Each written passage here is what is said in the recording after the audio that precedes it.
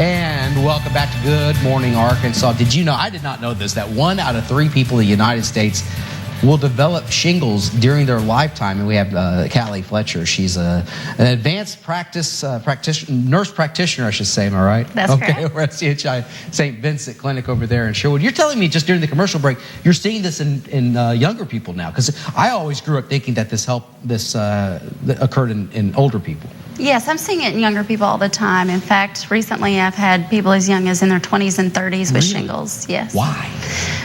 Shingles is stress related, and so one of the triggers to developing shingles is stress, and people are taking more and more on in their lives, and the stress is bigger and bigger. Okay, so what is shingles? Or is it, you don't have just one shingle, you have shingles? Correct. Shingles is a painful rash that is caused from the varicella zoster virus. That's the virus that also causes chickenpox.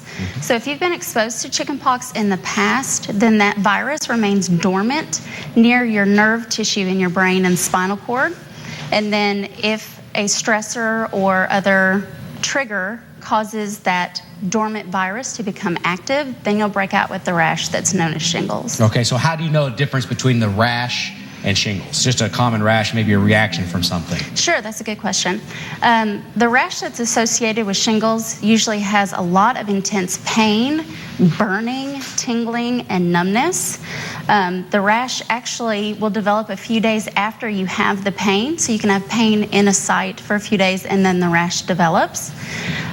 Also, when the rash does develop, it's typically blisters that are fluid-filled, and then those, and it's got a red base to it. And then the blisters open and crust over. At that time, when the scabs start to form, patients can have a lot of itching associated with it as well. Other common complaints that the patients come in with include fever, fatigue, sensitivity at the site. They don't want to be touched or have their shirt touch the rash. And then also sometimes sensitivity to light. Okay, I did not know that. How long can it last? Usually an outbreak of shingles lasts about 2 to 6 weeks, depending on the severity and complications. Is it life-threatening?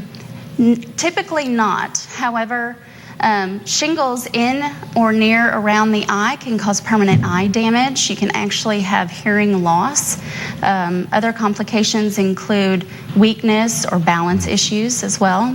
And it can occur, because you're talking about the eyes and the ears, can it occur anywhere in the body? Or is there a place that's more common? Absolutely. Typically we see shingles on one side of the body, and usually on the torso or the upper part of the body. You can have it on the neck, face, and ears as well. Is it contagious? Actually, sort of. That's a good question. If you have not been vaccinated against chickenpox, or if you haven't been exposed to chickenpox, if you go around somebody that has shingles and you expose yourself to an open blister, then you can actually get the virus. However, you won't break out with shingles, you will break out with chickenpox. Wow. And that later will leave you susceptible to shingles. Okay, and so how do you protect yourself from getting shingles? The first line of defense would be to get vaccinated for the chickenpox, and then after that, if you're above the age 50 or above, there is actually a shingles vaccine.